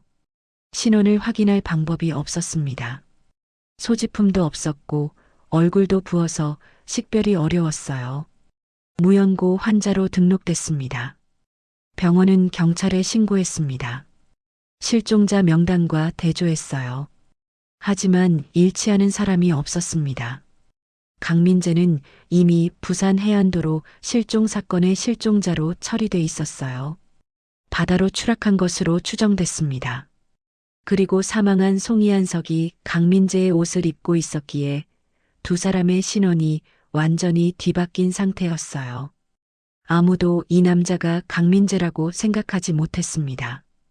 며칠 후 놀라운 일이 일어났습니다. 송환그룹 회장이 병원을 찾아왔습니다. 무연고 환자 소식을 듣고 온 거였어요. 회장은 침대에 누운 남자를 봤습니다. 붓기가 빠진 얼굴이었어요. 회장의 눈이 커졌습니다. 한서가 2009년 12월 28일 부산대학병원. 송환그룹 회장은 중환자실 앞에 서 있었습니다. 71살의 노인은 유리창 너머 침대를 바라봤어요. 붕대를 감은 남자가 누워 있었습니다. 회장의 손이 떨렸습니다. 일주일 전 아들의 장례를 치렀어요. 관 속에는 얼굴을 알아볼 수 없는 시신이 있었습니다. 강민재라는 이름의 신분증을 가진 시신. 하지만 의심이 들었습니다. 정말 그게 한석이었을까? 8년 만에 보는 아들인데 확신할 수 없었어요. 그러던 중 병원에서 연락이 왔습니다. 무연고 환자 1명. 바다에서 건져 올린 남자. 기억상실. 회장은 희망을 품고 왔습니다. 혹시 한석이가 살아있는 건 아닐까? 주치의가 다가왔습니다. 회장님, 환자는 지금 안정된 상태입니다. 하지만 기억을 완전히 잃었어요. 얼굴을 볼 수 있을까요? 네, 잠깐만요. 의사가 중환자실로 들어갔습니다. 잠시 후 다시 나와 회장을 안내했어요. 회장은 침대 옆에 섰습니다. 남자의 얼굴을 봤어요. 붓기가 많이 빠진 상태였습니다. 이마와 뺨에 상처가 있었지만 윤곽이 보였어요. 회장의 숨이 멎었습니다. 한석이었습니다. 아니, 한석처럼 보였어요. 비슷한 눈매, 비슷한 코. 8년 전 미국으로 떠나던 21살 아들의 모습이 희미하게 남아 있었습니다. 한석아. 회장이 떨리는 목소리로 불렀습니다. 남자가 천천히 눈을 떴습니다. 초점 없는 눈빛이었어요. 저를 아세요? 나야 아버지야. 남자의 눈동자가 흔들렸습니다. 아버지. 그래, 넌 내 아들이야. 송이한석. 기억나지 않니? 남자는 고개를 저었습니다. 눈에 눈물이 고였어요. 아무것도 기억이 안 나요. 미안해요. 회장은 남자의 손을 잡았습니다. 따뜻한 손이었어요. 살아있는 손이었습니다. 괜찮아. 천천히 기억하면 돼. 중요한 건 내가 살아있다는 거야. 주치의가 조심스럽게 말했습니다. 회장님, 확실하게 하려면 DNA 검사를 해보시는 게 필요 없어. 회장이 단호하게 말했습니다. 이 아이가 내 아들이야. 내가 보면 알아. 검사 같은 건 필요 없어. 주치의는 더 이상 말하지 못했습니다. 회장은 며칠간 병원에 머물렀습니다. 남자 곁을 지켰어요. 이야기를 들려줬습니다. 송환그룹에 대해, 가족에 대해, 한석의 어린 시절에 대해. 남자는 조용히 들었습니다. 모든 게 낯설었지만 거부하지 않았어요. 회장이 아버지라고 하니 아버지인가 보다 생각했습니다. 다른 선택지도 없었어요. 3주 후 남자는 퇴원했습니다. 서울로 돌아왔어요. 송환그룹 회장의 집이었습니다. 넓은 저택이었습니다. 정원이 있고 분수가 있었어요. 남자는 이 모든 게 낯설었지만 익숙해지려 노력했습니다. 회장은 사진첩을 가져왔습니다. 어린 한석의 사진들이었어요. 이게 내가 5살 때야. 여기는 초등학교 입학식이고. 남자는 사진을 들여다봤습니다. 낯선 아이였어요. 전혀 기억나지 않았습니다. 미안해요. 기억이. 괜찮아. 서두르지 마. 하지만 회장도 알고 있었습니다. 뭔가 이상하다는 걸요. 사진 속 한석은 키가 컸습니다. 고등학교 졸업 사진을 보면 180cm는 되어 보였어요. 하지만 지금 눈앞의 남자는 175cm 정도였습니다. 체형도 달랐습니다. 한석은 마른 편이었는데 이 남자는 단단한 체격이었어요. 하지만 회장은 애써 무시했습니다. 8년이면 사람이 변할 수 있어. 미국 생활로 체질이 바뀔 수도 있지. 더 큰 문제가 있었습니다. 한 달 후 회장은 옛날 이야기를 꺼냈습니다. 한서가 내가 어렸을 때 강아지를 키웠었지. 이름이 뭐였더라? 남자는 당황한 표정을 지었습니다. 모르겠어요. 럭키였어. 내가 지은 이름이야. 기억 안 나니? 죄송해요. 회장은 다른 질문을 했습니다. 내가 제일 좋아하던 음식이 뭐였지? 잘 모르겠어요. 스테이크였어. 미디엄 레어로 구운 거. 그런데 요즘은 안 먹더구나. 남자는 고개를 숙였습니다. 사실 고기를 별로 좋아하지 않았어요. 생선과 채소를 더 좋아했습니다. 회장은 의심하기 시작했습니다. 하지만 인정하고 싶지 않았어요. 석 달이 지났습니다. 2010년 3월 회장은 결심했습니다. 주치의를 불렀어요. DNA 검사를 해야겠어. 네, 회장님. 그게 좋겠습니다. 검사 준비가 진행됐습니다. 하지만 전날 밤 회장은 잠을 이룰 수 없었어요. 만약 결과가 아니라고 나오면 어떻게 하지? 이 아이를 내보내야 하나? 다시 혼자가 되는 건가? 아들을 잃은 슬픔이 너무 컸습니다. 이제 겨우 희망을 찾았는데 다시 잃고 싶지 않았어요. 새벽에 회장은 주치의에게 전화했습니다. 검사 취소해. 네.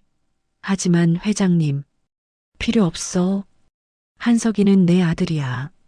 그걸로 충분해. 회장은 스스로에게 말했습니다. DNA가 뭐가 중요해. 저 아이가 착하고 성실하잖아. 회사 일도 배우고 있고, 진짜 한석이보다 더 나은 아들이야. 그리고 이렇게 합리화했습니다. 저 아이도 갈 곳이 없어. 기억도 없고 가족도 없어. 내가 걷어줘야 해. 남자는 송이한석이란 이름으로 살기 시작했습니다. 회사에 출근했어요. 비서들이 그를 부사장님이라 불렀습니다. 이상했습니다. 모든 게 낯설었어요. 하지만 신기하게도 일은 할 수 있었습니다. 계약서를 검토하고 숫자를 계산하고 사람들과 협상하는 것. 어떻게 하는지 알고 있었어요. 몸이 기억하고 있었습니다. 의사가 설명했습니다. 일화 기억은 손상됐지만 절차 기억은 남아있는 겁니다. 자전거 타는 법을 잊지 않는 것처럼 일하는 방법도 남아있는 거예요. 그렇게 15년이 흘렀습니다. 2024년 5월 20일 월요일, 이한석은 송한그룹 본사 회장실 앞에 서 있었습니다. 주먹을 쥐었어요. 손바닥에 땀이 났습니다. 문을 두드렸습니다. 들어오게. 회장의 목소리가 들렸습니다. 이한석은 문을 열고 들어갔어요. 70대 후반이 된 회장이 책상에 앉아 있었습니다. 백발이 성성했어요. 주름진 얼굴에 피로가 역력했습니다. 한석아, 무슨 일인가? 이한석은 책상 앞에 섰습니다. 회장을 똑바로 바라봤어요. 회장님, DNA 검사를 하고 싶습니다. 회장의 표정이 굳었습니다. 펜을 쥔 손이 멈췄어요. 갑자기 왜 그런 말을? 저는 정말 회장님의 아들인가요? 침묵이 흘렀습니다. 회장은 이한석을 바라봤어요. 그 눈빛에 이한석은 모든 걸 알 수 있었습니다. 언제부터 알고 계셨어요? 이한석이 물었습니다. 목소리가 떨렸어요. 제가 진짜 송이한석이 아니라는 걸요. 회장은 한참을 말하지 못했습니다. 그리고 천천히 입을 열었어요. 3년 전부터 확신했네. 이한석의 가슴이 무너졌습니다. 3년이나 미안하네. 하지만 회장이 자리에서 일어났습니다. 창밖을 바라봤어요. 자네가 필요했어. 회사가 나도. 진짜 한석이는 그날 밤 죽었네. 자네 옷을 입은 채로. 이한석은 주먹을 쥐었습니다. 분노가 치밀었어요. 그걸 알고도 저를 속였어요? 15년 동안? 속인 게 아니야. 회장이 돌아섰습니다. 눈가에 눈물이 맺혔어요. 자네를 아들로 받아들인 거야. 진심으로. 자네는 진짜 한석이보다 더 훌륭했어. 더 성실하고 더 유능했지. 하지만 저는 제 가족이 있었어요. 아내가, 아들이. 이한석의 목소리가 커졌습니다. 그걸 알면서도 저를 여기 가둬둔 거예요? 회장은 고개를 숙였습니다. 미안하네. 용서해주게. 용서요? 이한석이 비웃었습니다. 15년을 빼앗아 놓고 용서를 바라세요? 자네도 갈 곳이 없었잖나. 기억도 없고. 그래서 이용한 거군요. 제 약점을요. 회장은 대답하지 못했습니다.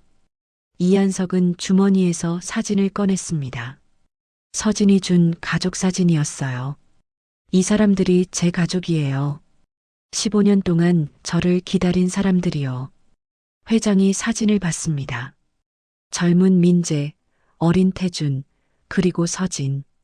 이제 돌아가려고요. 제 진짜 가족에게요. 이한석이 돌아섰습니다. 한석아, 아니. 민재. 회장이 불렀습니다. 이한석이 멈췄어요. 정말 미안하네. 하지만 언제든 돌아오게. 자네는 내 아들이니까. 이한석은 뒤돌아보지 않았습니다. 문을 열고 나갔어요. 복도를 걸으며 눈물이 흘렀습니다. 분노, 슬픔, 그리고 해방감. 모든 감정이 뒤섞였어요. 이제 진짜 자신으로 돌아갈 시간이었습니다. 이한석은 송환그룹 본사를 나왔습니다. 오후 3시 따가운 햇살이 내리쏟아졌어요. 하지만 그는 아무것도 느낄 수 없었습니다. 차에 올랐습니다. 운전석에 앉아 핸들을 잡았어요. 손이 떨렸습니다. 15년. 모두 거짓이었어요. 송이한석이라는 이름, 재벌가 차남이라는 신분, 송환그룹 부사장이라는 직함. 모든 게 가짜였습니다. 진짜 자신은 강민재였어요. 중소기업 공장장. 아내와 아들이 있던 평범한 가장. 이한석은 백미러를 봤습니다. 거울 속 남자가 낯설었어요. 이 얼굴이 누구인가? 송이한석인가? 강민재인가? 시동을 걸었습니다. 어디로 가야 할지 몰랐어요. 집으로? 송환그룹 회장이 마련해준 그 고급 아파트가 집인가요? 무작정 차를 몰았습니다. 도심을 빠져나갔어요. 한강을 따라 달렸습니다. 문득 깨달았습니다. 15년 동안 늘 이랬어요. 방황하고 헤매고 자신이 누군지 묻고. 2010년 봄이 떠올랐습니다. 회사에 첫 출근하던 날이었어요. 비서가 사무실로 안내했습니다. 부사장님 자리입니다. 넓은 사무실이었어요.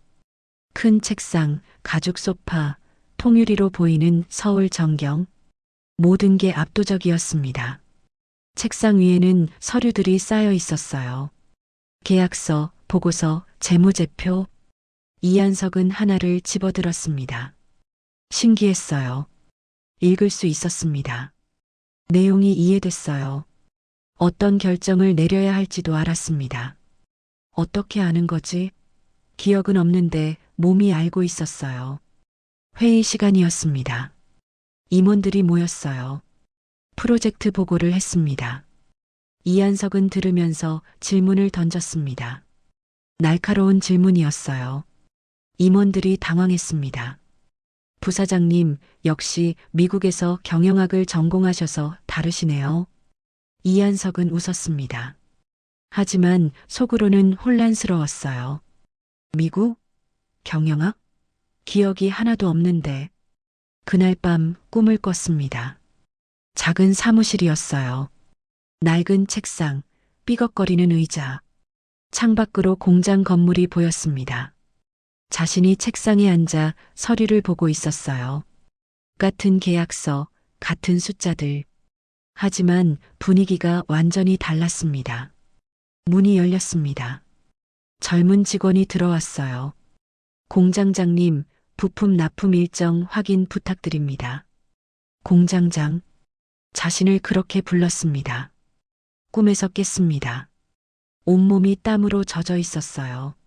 심장이 빠르게 뛰었습니다. 그게 첫 번째 꿈이었습니다. 2012년 여름이 떠올랐습니다. 회장이 식사 자리를 마련했어요. 프랑스 레스토랑이었습니다. 한서가, 내가 어렸을 때 자주 오던 곳이야. 기억나니? 이한석은 주위를 둘러봤습니다. 전혀 낯설었어요. 죄송합니다. 기억이. 괜찮아. 음식은 기억하겠지. 내가 제일 좋아하던 메뉴를 시켰어. 스테이크가 나왔습니다. 미디엄 레어였어요. 붉은 핏물이 흘렀습니다. 이한석은 포크를 들었습니다. 한 조각을 잘라 입에 넣었어요. 비린내가 났습니다. 속이 메스꺼웠어요. 억지로 삼켰습니다. 맛있니? 네. 맛있습니다. 거짓말이었습니다. 전혀 맛있지 않았어요. 오히려 생선이 먹고 싶었습니다. 된장찌개에 밥 한 공기가 그리웠어요. 왜 그런 생각이 들었을까요? 자신도 이해할 수 없었습니다. 2015년 가을이 떠올랐습니다. 회사 행사가 있었습니다. 임직원 가족 초청 행사였어요. 아이들이 많이 왔습니다. 이한석은 아이들을 봤습니다. 뛰어노는 아이들, 웃는 아이들. 가슴이 아팠어요. 한 아이가 넘어졌습니다. 5살쯤 되어 보였어요. 무릎에서 피가 났습니다. 이한석이 달려갔습니다. 아이를 안아 올렸어요. 괜찮아. 아프지? 울지 마. 자연스러웠습니다. 아이를 달래는 게 익숙했어요. 언제 해본 것처럼. 아이가 그를 올려다봤습니다. 아저씨, 우리 아빠 같아요. 그 말에 이한석의 가슴이 무너졌습니다. 눈물이 났어요. 왜 우는지 몰랐습니다. 그날 밤도 꿈을 꿨습니다. 어린 남자아이가 뛰어왔습니다. 아빠, 아빠. 자신이 아이를 안아 올렸어요. 높이 들어 올렸습니다. 아이가 까르르 웃었어요. 아빠 사랑해.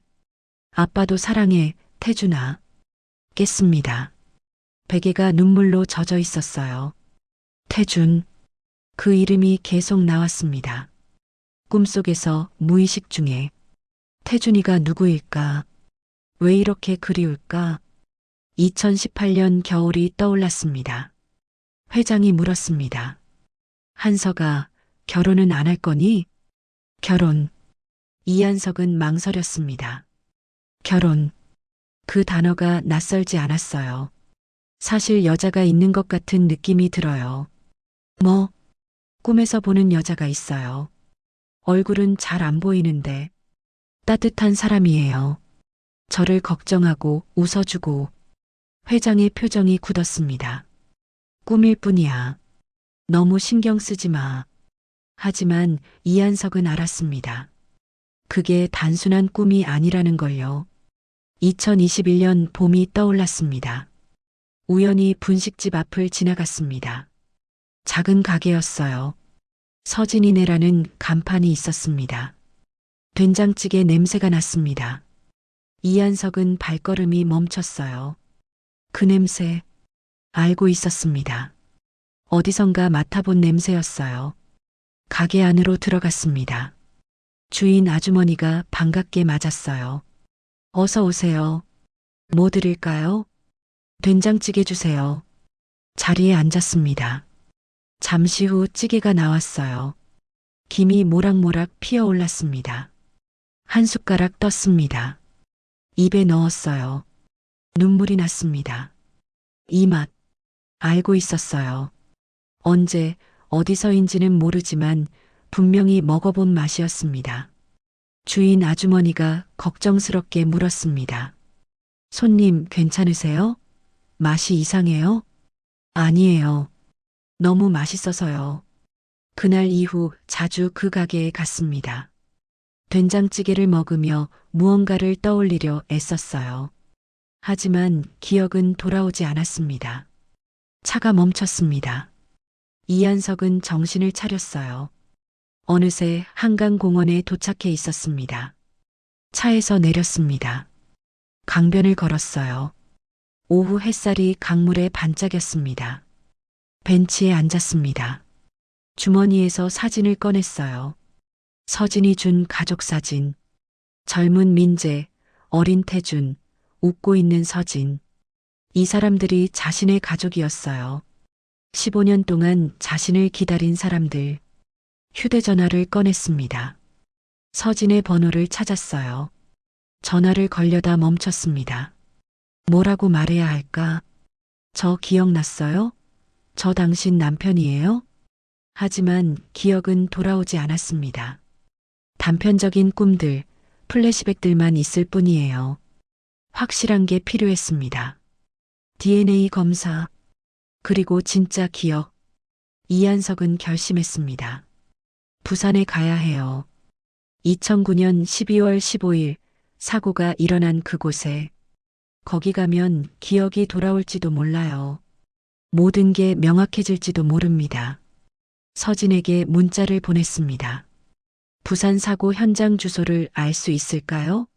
그곳에 가보고 싶습니다. 답장이 바로 왔습니다. 제가 같이 갈게요. 혼자 가시면 안 돼요. 이한석은 미소 지었습니다. 따뜻한 사람이에요. 꿈에서 봤던 그 사람. 감사합니다. 내일 아침 10시에 만날까요? 네. 서울역에서 만나요. 제가 기차표 예매할게요. 이한석은 전화기를 내려놓았습니다. 강물을 바라봤어요. 내일이면 알 수 있을 거예요. 자신이 정말 강민재인지, 그날 밤 무슨 일이 있었는지, 15년간의 혼란이 끝날 거예요. 진실을 마주할 시간이었습니다. 해가 지고 있었습니다. 하늘이 주황색으로 물들었어요. 이한석은 오래 그 자리에 앉아 있었습니다. 떠나는 해를 바라보며 생각했습니다. 송이한석으로서의 마지막 해가 지고 있어요. 내일부터는 강민재로 살아야 합니다. 진짜 자신으로. 두렵기도 하고 설레기도 했습니다. 15년 만에 집으로 돌아가는 길이었으니까요. 비록 기억은 없지만 마음은 알고 있었습니다. 집이 어디인지, 가족이 누구인지. 이한석은 자리에서 일어났습니다. 차로 돌아갔어요. 시동을 걸었습니다. 아파트로 향했습니다. 짐을 싸야 했어요. 송이한석의 삶을 정리하고 강민재의 삶을 준비해야 했습니다. 내일이면 모든 게 달라질 거예요. 5월 21일 화요일 오전 9시. 서진은 작은 사무실 앞에 서 있었습니다. 간판에는 김성호 탐정사무소라고 적혀 있었어요. 엿새 전 의뢰한 조사였습니다. 문을 열고 들어갔습니다. 50대 남자가 책상에 앉아 있었어요. 김성호 탐정이었습니다. 오셨습니까? 앉으세요. 서진이 의자에 앉았습니다. 탐정은 파일을 꺼냈어요. 두꺼운 서류 뭉치였습니다. 조사 결과입니다. 먼저 말씀드리자면 탐정이 서진을 똑바로 봤습니다. 부인의 추측이 맞을 가능성이 매우 높습니다. 서진의 심장이 뛰었습니다. 어떤 증거를 찾으셨나요? 송한그룹 이한석 부사장의 과거 기록을 추적했습니다. 2009년 12월 이전 기록이 거의 없어요. 탐정이 서류를 펼쳤습니다. 송이한석은 2001년부터 2009년까지 미국에 있었습니다. 유학 기록이 명확해요. 그런데 2009년 12월 사고 이후 귀국한 인물의 신체 정보가 이상합니다. 어떻게요? 원래 송이한석은 키 180cm, 체중 78kg이었습니다. 하지만 현재 이한석 부사장은 175cm, 73kg이에요. 서진은 숨을 죽였습니다. 혈액형도 다릅니다. 원래는 O형이었는데 현재는 B형이에요. B형? 서진의 목소리가 떨렸습니다. 민재가 B형이었어요. 병원 기록도 수상합니다. 사고 직후 성형수술을 받았다고 나와 있어요. 안면 재건술이라고요. 얼굴이 손상돼서요? 그렇다고 되어 있습니다. 하지만 이상한 점이 있어요. 탐정이 다른 서류를 꺼냈습니다. 송한그룹 회장이 DNA 검사를 의도적으로 차단했다는 내부 증언이 있습니다. 병원 관계자가 제보했어요. 서진은 주먹을 쥐었습니다. 회장이 알고 있었어요. 이한석이 자신의 아들이 아니라는 걸. 그럼 제 남편이 강민재 씨가 송이한석으로 살아온 거라고 봐야 합니다. 2009년 사고 당시 신원이 뒤바뀐 거예요. 서진의 눈에 눈물이 고였습니다. 알고는 있었지만 확인되니 다시 충격이었어요. 감사합니다. 수고 많으셨어요. 서진은 파일을 받아들고 사무실을 나왔습니다. 오전 10시 서울역. 서진은 대합실에서 기다리고 있었습니다. 손에는 부산행 기차표 2장이 있었어요. 사람들이 오갔습니다. 서진은 입구를 바라봤어요. 이한석이 들어왔습니다.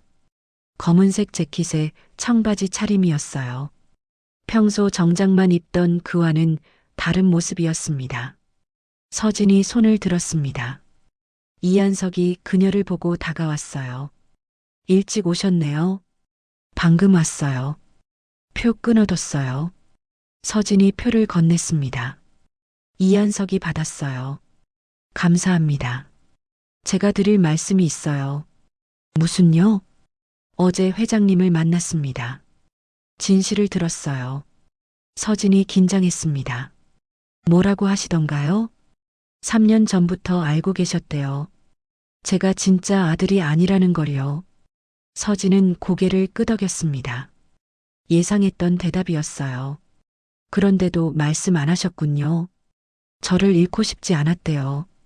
진짜 아들은 그날 밤 죽었고 저는 더 나은 아들이었다고 했습니다. 이한석의 목소리에 쓴웃음이 묻어났습니다. 출발 시간이에요. 가요. 두 사람은 플랫폼으로 향했습니다. 기차에 올랐어요. 지정석을 찾아 나란히 앉았습니다. 기차가 출발했습니다. 서울역을 빠져나가 남쪽으로 달렸어요. 한참 침묵이 흘렀습니다. 이한석이 먼저 입을 열었어요. 사실 아직도 실감이 안 나요. 제가 정말 강민재인지 DNA 검사를 하면 확실해질 거예요. 그것도 그렇지만 이한석이 창밖을 봤습니다. 기억이 없어요. 당신도 아들도 우리가 함께했던 시간도 아무것도 기억나지 않아요. 서진의 가슴이 아팠습니다. 괜찮아요. 천천히 찾으면 돼요. 만약 끝까지 기억이 안 돌아오면요? 그래도 괜찮아요. 서진이 미소 지었습니다. 새로 시작하면 되니까요. 처음 만난 것처럼요. 이한석이 서진을 바라봤습니다. 따뜻한 눈빛이었어요. 고마워요. 15년 동안 기다려줘서요. 기다린 게 아니에요. 믿었던 거예요. 당신이 어딘가 살아있다고. 기차는 계속 남쪽으로 달렸습니다. 차창 밖으로 산과 들이 지나갔어요. 이한석이 가방에서 사진을 꺼냈습니다. 서진이 준 가족 사진이었어요. 이 사진 속 저는 행복해 보여요. 행복했어요. 우리 모두요. 어떤 사람이었나요? 강민재는요. 서진은 잠시 생각했습니다. 성실한 사람이었어요. 가족을 최우선으로 생각했죠. 아침마다 태준이를 깨우고 아침밥을 같이 먹고 학교 데려다주고 출근했어요. 저도 그렇게 살았나요? 네. 당신은 좋은 아버지였고 좋은 남편이었어요. 이한석은 사진을 오래 들여다봤습니다. 젊은 민재의 얼굴, 환하게 웃는 태준, 행복한 서진. 돌아갈 수 있을까요? 그때로요. 돌아가는 게 아니에요. 서진이 말했습니다. 앞으로 나아가는 거예요.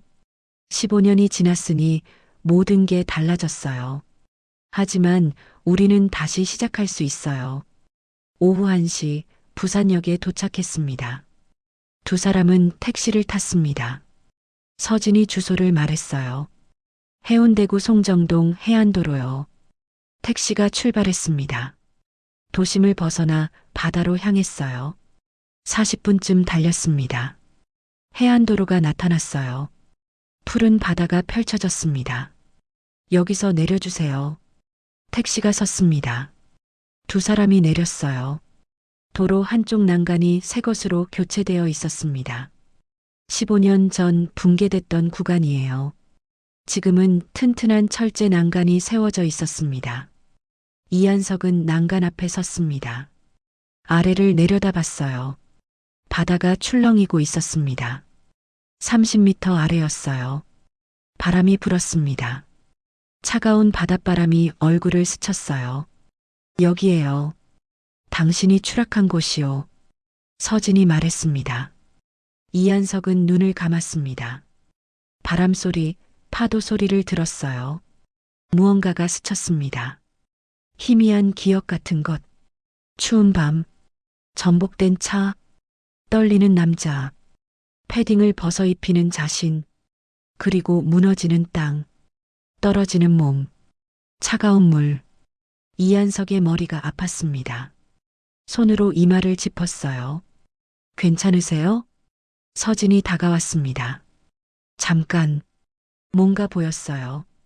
뭐가요? 사고. 그날 밤이요.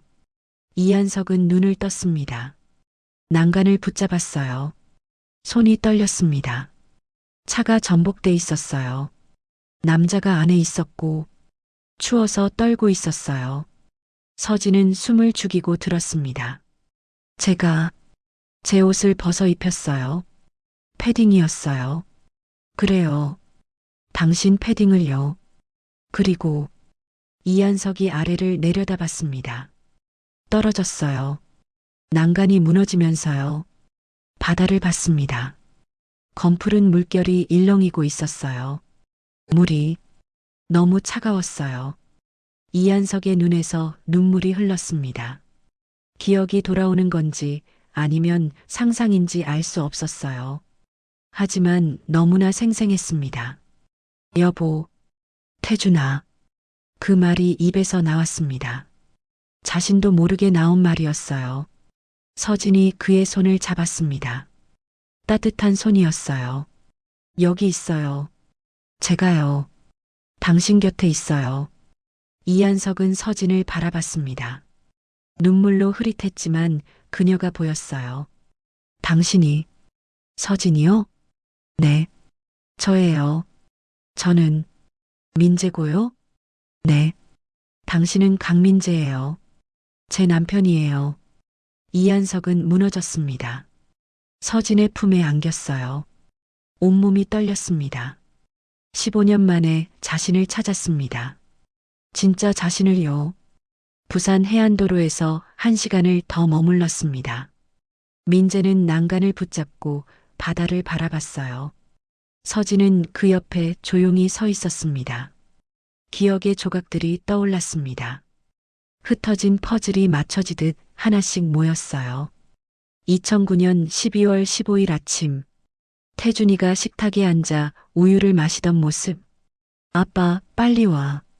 놀이공원 가기로 했잖아. 부산행 차 안에서 라디오를 들으며 핸들을 잡던 자신. 서진에게 전화하고 싶었지만 늦은 시간이라 참았던 기억. 계약 성공 후 돌아오는 길. 기쁜 마음. 가족 생각. 그리고 사고 현장. 전복된 차. 떨리는 남자. 패딩을 벗어 입히던 순간. 무너지는 난간. 추락. 차가운 바다. 모든 게 선명했습니다. 서진아. 민재가 처음으로 그녀를 이름으로 불렀습니다. 서진의 눈이 커졌어요. 기억 나요? 조금씩이요. 아직 다 돌아온 건 아니지만. 민재가 서진을 바라봤습니다. 당신 얼굴은 기억나요. 웃는 모습도 화난 모습도. 서진의 눈에서 눈물이 흘렀습니다. 태준이도 기억나요. 5살 때 자장가 불러주던 것도, 유치원 운동회 때 함께 달리기 한 것도. 민재, 미안해요. 정말 미안해요. 민재가 서진을 끌어안았습니다. 서진은 그의 품에서 소리내어 울었어요. 15년간 참았던 눈물이었습니다. 보고 싶었어요. 너무 보고 싶었어요. 나도요. 기억은 없었지만 늘 뭔가 그리웠어요. 두 사람은 한참을 그렇게 서 있었습니다. 택시를 타고 부산 시내로 돌아왔습니다. 병원을 찾았어요. DNA 검사실이었습니다. 검사 신청하러 왔습니다. 직원이 서류를 건넸습니다. 민재가 작성했어요. 이름을 쓸 때 망설였습니다. 강민재, 송이한서. 결국 두 이름을 모두 적었습니다. 친자 확인 검사인가요? 네. 제 아들과요. 아드님도 오셔야 하는데요. 서진이 말했습니다. 서울에 있어요. 내일 데려올게요. 그럼 내일 다시 오세요. 검사는 30분이면 됩니다. 결과는 일주일 후에 나와요.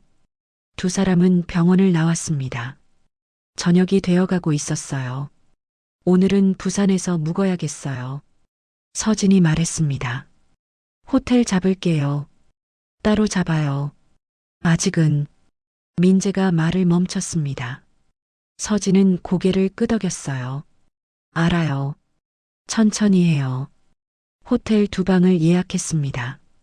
나란히 붙은 방이었어요. 저녁을 함께 먹었습니다. 작은 한식당이었어요. 된장찌개를 시켰습니다. 민재가 한 숟가락 떴습니다. 입에 넣었어요. 이 맛이에요. 당신이 끓여주던 맛. 기억나요? 네. 아침마다 이 찌개에 밥 먹었던 것 같아요. 서진이 미소 지었습니다. 맞아요. 당신이 제일 좋아하던 음식이었어요. 식사를 마치고 호텔로 돌아왔습니다. 각자 방에 들어가기 전 복도에서 마주 섰어요. 내일 태준이를 만나야 해요. 서진이 말했습니다. 준비됐어요? 민재는 솔직히 대답했습니다. 아니요. 무섭기도 해요. 왜요? 28살 청년이잖아요. 아버지를 기억도 못하는 사람을 받아들일 수 있을까요? 태준이는 착한 아이예요. 기다릴 거예요. 그래도 서진이 민재의 손을 잡았습니다. 같이 가요. 제가 옆에 있을게요. 민재는 고개를 끄덕였습니다. 다음 날 아침 서울로 돌아왔습니다. 서진이 태준에게 전화했어요. 태준아, 엄마야. 오늘 저녁에 집으로 와줄래? 무슨 일이에요? 할 얘기가 있어. 중요한 얘기야. 알겠어요. 몇 시예요? 7시. 전화를 끊었습니다. 민재가 물었어요. 뭐라고 말할 거예요? 사실대로요. 당신 아버지가 돌아왔다고. 오후 6시 서진의 집. 민재는 거실에 앉아 있었습니다. 사방을 둘러봤어요. 작은 아파트였습니다. 낡은 소파, 오래된 식탁, 벽에 걸린 사진들. 한 사진이 눈에 들어왔습니다. 어린 태준이와 자신이 함께 찍은 사진이었어요. 민재는 사진 앞에 섰습니다. 오래 들여다봤어요. 이 사진 찍던 날 기억나요? 서진이 다가왔습니다. 조금씩이요. 놀이공원이었죠? 네. 태준이가 5살 때요. 회전목마 타고 풍선 사주고 아이스크림도 먹었어요. 태준이가 옷에 흘려서. 맞아요. 서진이 놀라며 웃었습니다. 기억이 돌아오고 있네요. 현관벨이 울렸습니다. 민재의 심장이 빠르게 뛰었어요. 서진이 문을 열었습니다. 태준이 들어왔습니다. 정장 차림이었어요. 회사에서 온 모양이었습니다. 엄마, 무슨... 태준이 말을 멈췄습니다. 거실에 서 있는 남자를 봤어요. 민재와 태준의 시선이 마주쳤습니다. 침묵이 흘렀습니다. 긴 침묵이었어요. 태준이 먼저 입을 열었습니다. 송한그룹 부사장님, 왜 우리 집에? 서진이 다가왔습니다. 태준아, 앉아. 엄마, 무슨 일이에요? 이분이 내 아버지야. 태준의 얼굴에서 피가 빠졌습니다. 뭐라고요? 강민재, 내 아버지. 15년 전 실종됐던 사람이야. 태준은 믿을 수 없다는 표정이었어요. 민재를 번갈아 봤습니다. 말도 안 돼요. 아버지는 돌아가셨어요. 시신은 없었어. 서진이 말했습니다. 실종이었을 뿐이야. 그리고 이분이 살아 돌아왔어. DNA 검사는요? 태준이 날카롭게 물었습니다. 민재가 대답했어요. 내일 받을 거예요. 당신과 함께요. 저를 당신이라고 부르시는 거예요? 태준의 목소리가 떨렸습니다. 미안해요. 아직 익숙하지 않아서. 익숙하지 않다고요? 태준이 웃었습니다. 비웃음이었어요. 15년 만에 나타나서 제 아버지라고 하시면서 익숙하지 않다고요? 태준아. 서진이 아들을 불렀습니다. 진정해. 이분은 정말 내 아버지야. 증거가 있어요? 민재가 주머니에서 사진을 꺼냈습니다. 서진이 준 가족 사진이었어요. 이거, 태준이 사진을 받았습니다. 보는 순간 손이 떨렸어요. 어린 자신과 젊은 아버지가 함께 웃고 있었습니다. 이건 우리 집에 있던 사진이에요. 엄마가 줬어요. 내가 정말 내 아버지라는 증거로. 태준은 사진을 오래 들여다봤습니다. 눈가가 붉어졌어요. 저는 아버지를 기억도 못해요. 13살 때 잃어버렸거든요. 미안해. 민재의 목소리가 갈라졌습니다. 정말 미안해. 내 잘못이 아니지만 그래도 미안해. 태준이 고개를 들었습니다. 민재를 똑바로 봤어요. DNA 검사 결과 나올 때까지는 못 믿겠어요. 알아요. 당연해요. 하지만 태준이 말을 이었습니다. 만약 정말 제 아버지라면. 민재가 기다렸습니다. 천천히 알아가고 싶어요. 서두르지 말고요. 민재는 고개를 끄덕였습니다. 그럴게요. 기다릴게요. 태준이 자리에서 일어났습니다. 내일 병원에서 봐요. 검사 받으러 갈게요. 고마워요. 태준은 현관으로 향했습니다. 문을 열기 전 뒤돌아봤어요. 한 가지만 물어볼게요. 뭐든지. 제가 어렸을 때 자장가 불러주셨나요? 민재의 눈이 커졌습니다. 그래. 매일 밤 불러줬어. 무슨 노래였는데요? 민재는 기억을 떠올렸습니다. 그리고 조용히 노래했어요. 결혼식 축가로 들었던 그 멜로디였습니다. 태준의 눈에서 눈물이 흘렀습니다. 그 노래 가끔 꿈에서 들었어요. 그리고 문을 열고 나갔습니다. 민재는 그 자리에 주저앉았습니다. 서진이 옆에 앉았어요. 잘했어요. 태준이도 받아들이고 있어요. 시간이 걸리겠죠. 그럼 기다려요. 우린 15년도 기다렸는걸요. 민재는 서진을 바라봤습니다. 그리고 처음으로 물었어요. 아직도 날 사랑해요? 서진이 미소 지었습니다. 한 번도 멈춘 적 없어요. 일주일 후 5월 28일 민재는 병원 복도에 서 있었습니다. 손에는 봉투가 들려 있었어요. DNA 검사 결과였습니다. 서진과 태준이 옆에 있었습니다. 세 사람 모두 긴장한 표정이었어요. 민재가 봉투를 열었습니다. 종이를 꺼내 펼쳤어요. 친자 확률 99.99%. 민재의 손이 떨렸습니다. 서진이 결과지를 봤어요. 눈물이 흘렀습니다. 태준은 말없이 서 있었습니다. 그의 눈도 붉어졌어요. 정말 제 아버지시네요. 태준의 목소리가 떨렸습니다. 그래, 나는 내 아버지야. 민재가 손을 내밀었습니다. 태주는 한참을 망설였어요. 그리고 천천히 그 손을 잡았습니다. 따뜻한 온기가 전해졌습니다. 천천히 알아가요. 서두르지 않을게요. 태준이 고개를 끄덕였습니다. 병원을 나왔습니다. 세 사람은 나란히 걸었어요. 어색했지만 따뜻한 침묵이었습니다. 다음 날 민재는 법원에 갔습니다. 사망신고 취소와 신분 회복 신청을 했어요. 변호사가 도왔습니다. 정상 참작이 되는 케이스입니다. 4개월 정도면 모든 절차가 끝날 거예요. 감사합니다. 송한그룹 본사도 찾아갔습니다. 회장실 문을 두드렸어요. 들어오게. 회장이 창가에 서 있었습니다. 민재를 보고 쓸쓸하게 웃었어요. 왔구나. 네. 결과 나왔지? 어떻게 아셨어요? 알지. 자네가 내 아들이 아니란 걸. 회장이 책상으로 갔습니다. 서류를 꺼냈어요. 사표 받으러 왔나? 아니요. 민재가 고개를 저었습니다. 작별 인사하러 왔어요. 회장의 눈에 눈물이 맺혔습니다. 미안하네. 자네 인생 15년을 빼앗았어. 저도 배운 게 많았어요. 경영도 사람도. 민재가 손을 내밀었습니다. 고마웠습니다. 회장님. 회장이 그 손을 잡았습니다. 오래 잡고 있었어요.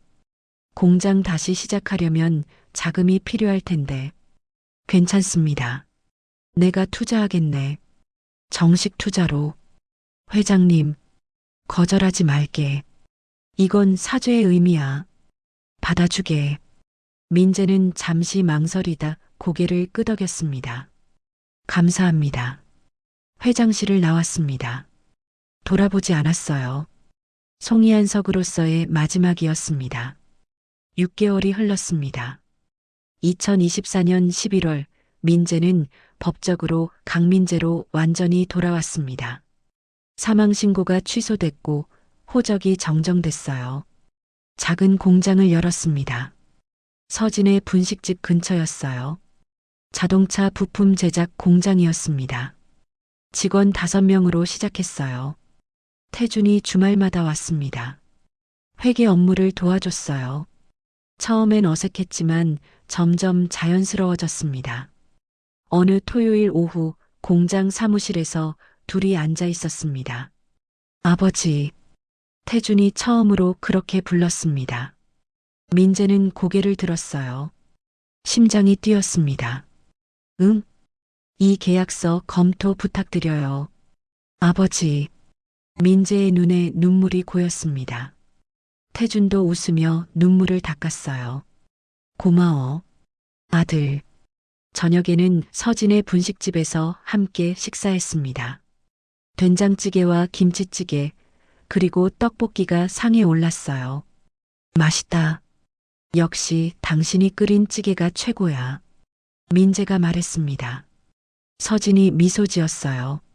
15년 전에도 그렇게 말했었죠. 기억나요. 이제는 거의 다 돌아왔어요. 태준이 떡볶이를 먹으며 물었습니다.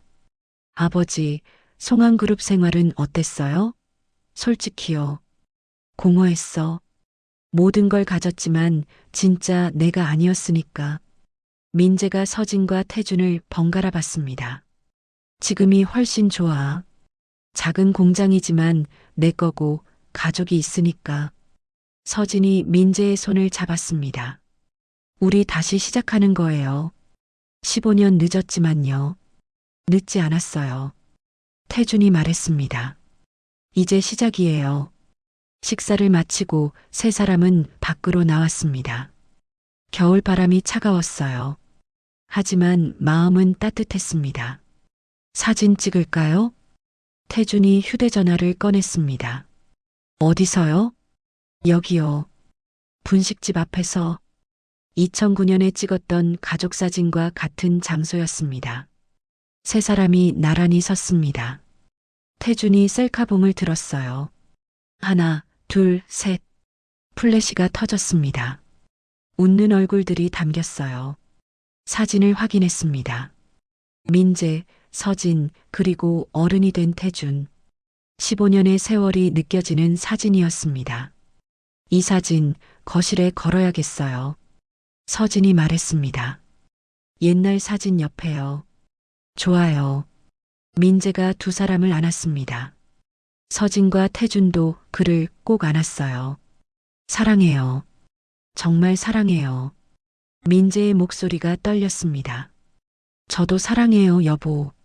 서진이 대답했습니다. 저도요. 아버지.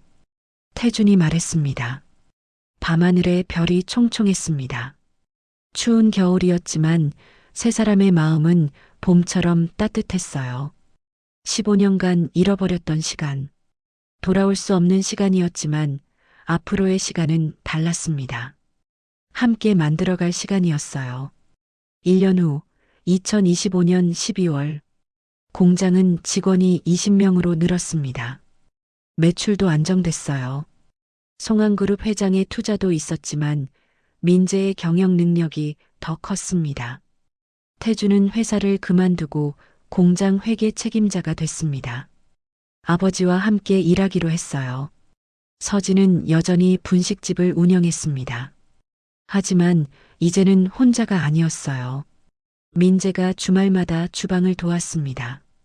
크리스마스 이브, 세 사람은 2009년 그 놀이공원에 갔습니다. 민재가 회전목마를 가리켰습니다. 태준아, 기억나니? 여기서 너 태우고 사진 찍었죠? 기억나요. 너도 기억하는구나. 어렴풋이요. 아버지 손잡고 걸었던 것도 기억나요. 세 사람은 놀이공원을 걸었습니다. 겨울이라 사람이 많지 않았어요. 벤치에 앉았습니다. 민재가 가방에서 작은 상자를 꺼냈어요. 이거 서진에게 건넸습니다. 서진이 상자를 열었어요. 반지가 들어 있었습니다. 이게 2009년에 사려고 했던 거예요. 결혼 10주년 기념으로요. 민재가 서진의 손을 잡았습니다. 16년 늦었지만 이제라도 줄게요. 서진의 눈에서 눈물이 흘렀습니다. 민재가 반지를 끼워줬어요. 사랑해요, 서진아. 저도 사랑해요, 민재. 태준이 옆에서 웃으며 봤습니다. 행복한 미소였어요. 우리 가족 사진 또 찍어요. 세 사람이 일어섰습니다. 회전목마 앞에서 셀카를 찍었어요.